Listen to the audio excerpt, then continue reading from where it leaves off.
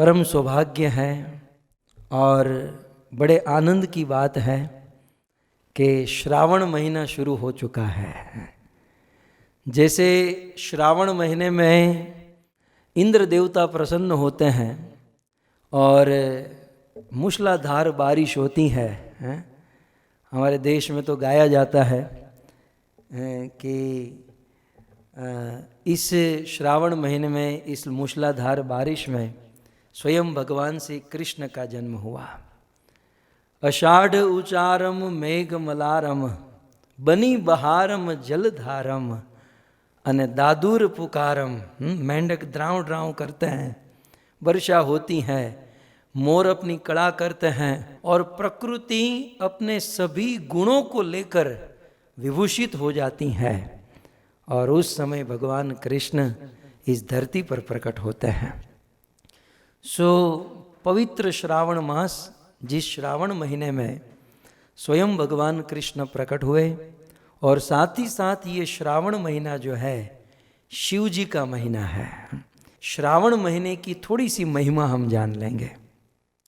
भक्तों, श्रावण महीने में करने लायक कार्य यदि कोई है तो वो एक ही है और वो है श्रवण। श्रावण महीने में सबसे अधिक काम यदि कुछ करना है तो वो श्रवण करना है, भगवत कथा का श्रवण। कुछ लोग कहेंगे कीर्तन नहीं करना है, क्योंकि कलयुग का धर्म जो है ना वो कीर्तन है। पवित्र श्रावण मास जिसमें करने लायक कार्य है श्रवण। तो प्रश्न हो सकता है कि भाई कलयुग का धर्म तो कीर्तन है, और साथ ही साथ ये भी प्रश्न हो सकता है कि शास्त्र में, वेदों में, कुछ दिन पहले मैंने भी कहा था कि स्मरण करना अत्यंत आवश्यक है। भगवद गीता में कृष्ण बार बार कहते हैं मन मना भव मद भक्तो, मेरा स्मरण करो, मेरा स्मरण करो। कलयुग का धर्म है कीर्तन। भगवद गीता में कृष्ण कहते हैं स्मरण, और श्रावण महीने में श्रवण करने की अधिक महिमा है। भक्तों, में राज की बात आपको बता दूं कि ये श्रवण एक ऐसी भक्ति है, श्रावण महीने में श्रवण करना एक ऐसी भक्ति है। श्रवण करने से श्रवण तो होता ही है, साथ ही साथ कीर्तन भी होता है और स्मरण भी होता है। ये एक ऐसी भक्ति है जिससे कीर्तन और स्मरण और श्रवण तीनों होता है।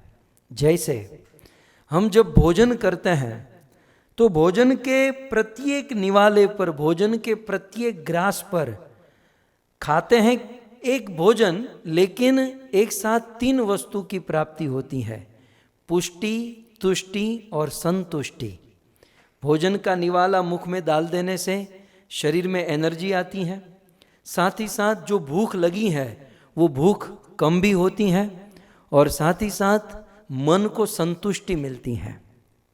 कार्य एक है, लेकिन उस एक कार्य को करने से फल तीन मिलते हैं। कार्य है भोजन, लेकिन भोजन करने से पुष्टि, तुष्टि और संतुष्टि तीनों मिलता है।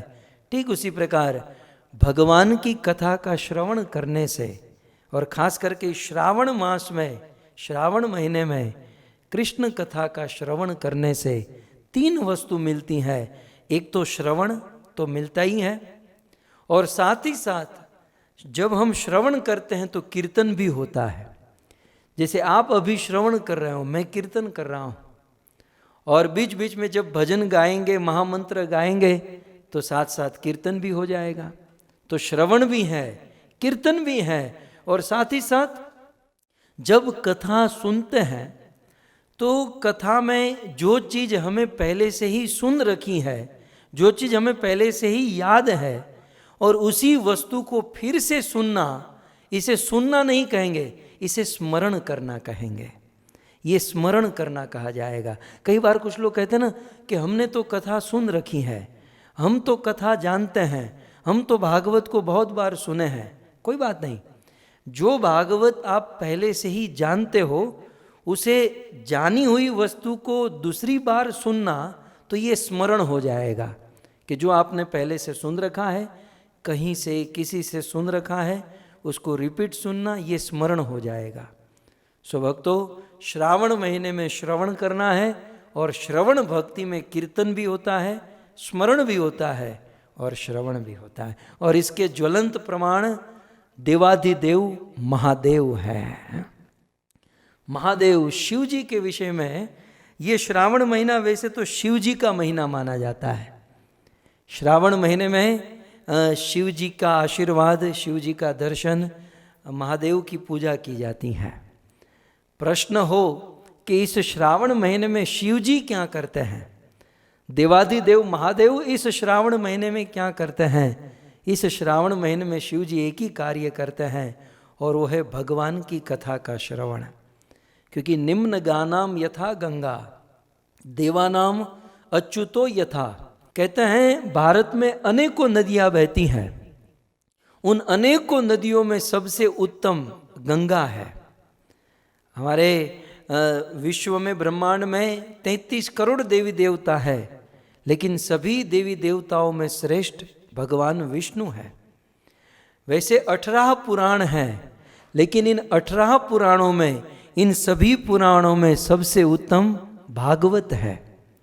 तो नदियों में श्रेष्ठ गंगा, देवताओं में श्रेष्ठ भगवान विष्णु और पुराणों में श्रेष्ठ भागवत। यदि प्रश्न हो कि दुनिया में लाखों करोड़ों वैष्णव हैं, लेकिन सभी वैष्णवों में श्रेष्ठ, सभी वैष्णवों में शिरमोर मुकुटमणि यदि कोई है तो वो है देवाधिदेव महादेव। और इसलिए कहा गया वैष्णवानाम यथा शंभु, वैष्णवों में सबसे उत्तम है शंभु, देवाधिदेव महादेव। सो शिव जी वैष्णव है, शिव जी राम और कृष्ण के बड़े भगत है।